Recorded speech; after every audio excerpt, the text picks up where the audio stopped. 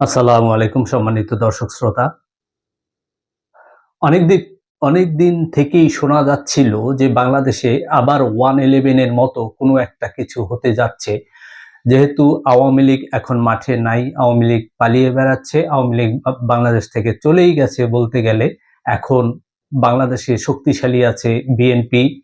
তাই বিএনপিকেও তাড়ানোর জন্য বিভিন্ন রকমভাবে কার্যক্রম শুরু হবে বা হতে যাচ্ছে, ষড়যন্ত্র চলতেছে। এরকম অনেক আগে থেকে আমরা শুনে আসছিলাম। এখন তারই কি ধারাবাহিকতা বা তারই কি কার্যক্রম শুরু হয়ে গেছে? 111 এর কার্যক্রম কি শুরু করে দিয়েছে সেনাবাহিনী? সেরকমেরই তো লক্ষণ দেখা যাচ্ছে, সেরকমেরই অবস্থা দেখা যাচ্ছে। বাংলাদেশ সেনাবাহিনী আমাদের অহংকার। বাংলাদেশ সেনাবাহিনী যাকে নিয়ে আমরা গৌরব করি, বাংলাদেশ সেনাবাহিনী বাংলাদেশের পরিচিতি। সারা বিশ্বে বাংলাদেশের মুখ উজ্জ্বল করে বাংলাদেশ সেনাবাহিনী। বাংলাদেশ সেনাবাহিনী মানুষের দুঃখ দুর্দশায়, বিভিন্ন সংগ্রামে, বন্যা দুর্যোগ থেকে বিভিন্ন সময় মানুষের পাশে দাঁড়ায়, মানুষের কাছে আসে, মানুষের সুখ দুঃখ দেখে। কিন্তু আজকে কেন সেই সেনাবাহিনী প্রশ্নবিদ্ধ হবে? এখন এটাই হচ্ছে প্রশ্ন, কি কারণে এরকম হতে যাচ্ছে? আপনারা জানেন যে কিছুদিন আগে সেনাবাহিনী ডাকাতি করতে গিয়ে ধরা পড়েছে পুলিশের হাতে, এবং সেটা সেনাবাহিনীর পোশাক পরা অবস্থায়। সেটা যে কত বড় মারাত্মক এবং কতটা প্রশ্নবিদ্ধ সেটা বোঝা যায়। পুলিশকে আমরা বিভিন্ন রকমের দোষারোপ করি। পুলিশ সরাসরি দুষ্কৃতিকারীদের মোকাবেলা করতে করতে তারাও দুষ্কৃতিকারী হয়ে যায়, এরকম প্রমাণ অহরহ আছে। কিন্তু বাংলাদেশ সেনাবাহিনী সে তো অনেক ঊর্ধ্বে থাকে। তার তো দৃষ্টিভঙ্গি দেশের ভিতরে হওয়ার কথা না, তার দৃষ্টিভঙ্গি হচ্ছে দেশের বাহিরে, শত্রুর দিকে। আজকে কেন তাদেরকে মাঠে নামিয়ে আজকে এরকম করা হলো? ৫ই আগস্টে স্বৈরাচারের পতনের পরে আমরা সবাই চেয়েছিলাম যে সেনাবাহিনী মাঠে থাকুক এবং তারা অ্যাকশনে থাকুক। দুষ্কৃতিকারী যারা আছে, ১৫ বছরের যারা দেশে নৈরাজ্য তৈরি করেছে, মানুষের অশান্তি করছে, মানুষকে দেশটাকে ধ্বংস করে দিয়েছে, তাদেরকে ধরা উচিত, তাদেরকে বিচার করা উচিত। সেই জন্য সেনাবাহিনী মাঠে থাকা উচিত। এটা দেশের সর্বস্তরের জনগণ চেয়েছিল।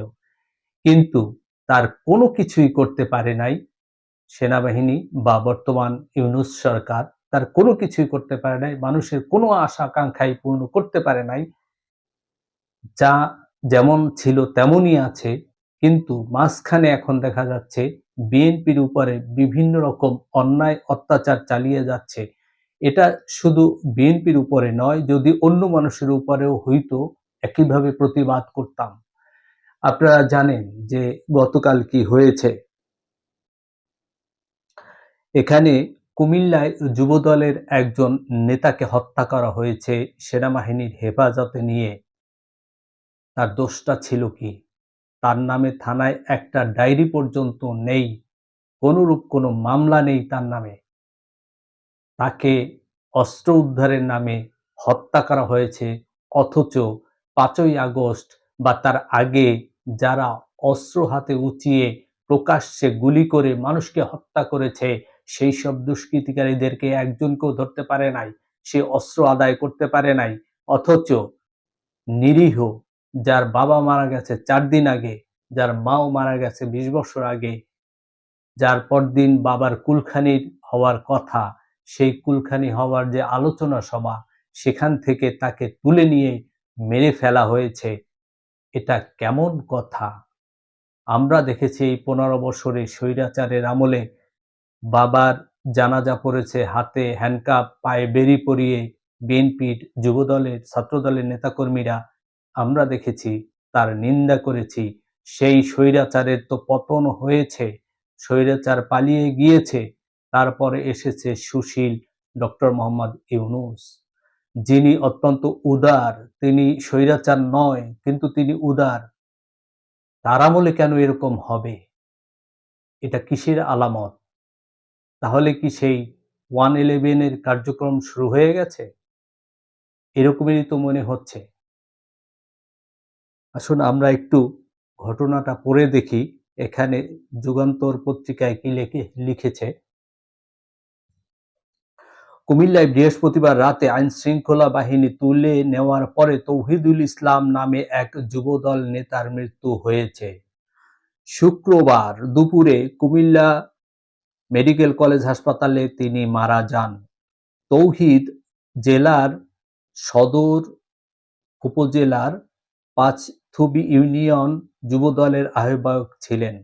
তিনি ইটাল্লা গ্রামের মোখলেছুর রহমান সর্দারের ছেলে। আরকু কোম্পানি লিমিটেডে কর্মরত ছিলেন তিনি। গত ২৬শে জানুয়ারি তৌহিদুল ইসলামের বাবা মারা যান। শুক্রবার ছিল তার বাবার কুলখানি। তৌহিদুলের ভাই আবুল কালাম আজাদ টিপু বলেন, বৃহস্পতিবার রাত ২:৩০টার দিকে আইনশৃঙ্খলা বাহিনী পরিচয়ে কয়েকজন ব্যক্তি তার ভাইকে ধরে নিয়ে যায়। শুক্রবার সকাল ৮:৩০টায় আমরা ভাইসহ আরেকজনকে নিয়ে এসে ১ ঘণ্টা যাবৎ বাড়ির বিভিন্ন ঘরে তল্লাশি চালায়।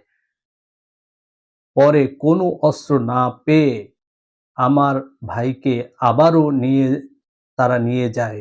দুপুর ১২টার দিকে পুলিশ আমাদের ফোন করে বলে গোমতী বিলাসের কাছে আমার ভাই আহত অবস্থায় পড়ে আছে।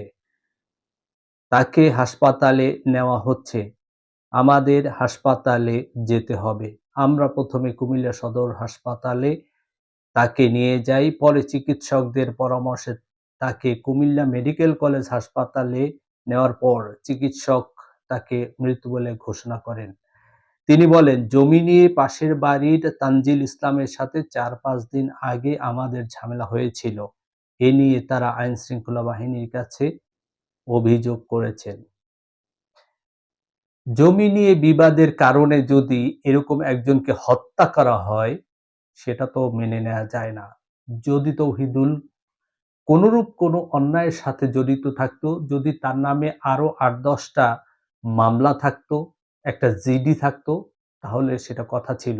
সম্পূর্ণ নিরীহ নিরপরাধ ব্যক্তিকে কেন হত্যা করা হলো, আর সব জায়গায় খুঁজে খুঁজে বেছে বেছে বিএনপি, ছাত্রদল, যুবদলের নেতাকর্মীদের হত্যা করা হচ্ছে কেন, এটা একটা প্রশ্ন দেখা দিয়েছে। তাহলে উদ্দেশ্য কি সরকারের? সরকারের আসল যেটা মানুষ চেয়েছিল, মানুষের যেটা মনের আশা ছিল, মানুষের যেটা কামনা করেছিল, তার তো কোনো কিছুই করতে পারতেছে না। কিন্তু এগুলা কি করতেছে? কুমিল্লা আদর্শ সদর উপজেলা যুবদলের আহ্বায়ক সাইফুল ইসলাম বলেন, তৌহিদুল ইসলাম খুব ভালো ছেলে, ধার্মিক ছিল। পারিবারিক জমি নিয়ে বিরোধের কারণে তার পাশের বাড়ির লোকজন অভিযোগ করে। এ কারণে তাকে গ্রেপ্তারের পরে নির্যাতন করা হয়েছে। তৌহিদুল ইসলামের লাশে নির্যাতনের স্পষ্ট চিহ্ন রয়েছে। কুমিল্লা দক্ষিণ জেলা যুবদলের আহ্বায়ক আনোয়ারুল হক বলেন, তৌহিদুলের নামে থানায় কোনো মামলা নেই। তার ৪টি মেয়ে, তার ২ মেয়ে হাফেজ। এভাবে একজন ভালো ছেলের মৃত্যুর ঘটনা মেনে নেওয়া যায় না। যে ছেলেটাকে সবাই ভালো বলতেছে, ২ মেয়ে হাফেজা কোরআনের, তার ৪টা মেয়ে আছে, এই পরিবারের অবস্থাটা এখন কি হবে? এর কি বিচার হবে? বিচার হলে কি এর জীবন ফেরত দিতে পারবে সরকার? কি কারণে এরকম হলো? এটা কি সিভিল কোর্টে এর কোনো বিচার হবে, না আর্মির ভিতরে এর বিচার হবে? সেটাই দেখার বিষয়। কি বিচার করে? তবে আর যাই হোক, দেশে আবার কোনো 111 সৃষ্টি হোক, আবার মানুষকে হত্যা করা হোক, মানুষের হয়রানি করা হোক, এগুলো কিন্তু বাংলাদেশের মানুষ মেনে নেবে না। দেশ যাতে কোনোরূপ কোনোভাবে কোনো গৃহযুদ্ধের দিকে না যায়, সেদিকে লক্ষ্য রাখা উচিত প্রশাসন থেকে শুরু করে সবারই। কারণ একটি স্বৈরাচারের পতন হয়েছে, তার দোসররা এখনো প্রশাসনের ভিতর লুকিয়ে আছে। কিন্তু নতুন করে আবার কোনো ষড়যন্ত্র যদি আসে, তাহলে দেশবাসী কিন্তু তাদেরকেও ছাড়বে না। এটা মনে রাখা উচিত। দেশের বিরুদ্ধে যারাই দাঁড়াবে, দেশের জনগণের বিরুদ্ধে যারাই দাঁড়াবে, তাদেরকে কেউ কোনোদিন ছাড়ে নাই। জনগণ তাদেরকে ছাড়ে নাই। এগুলা ইতিহাসে লিপিবদ্ধ আছে। ধন্যবাদ সবাইকে। আসসালামু আলাইকুম ওয়া রাহমাতুল্লাহ।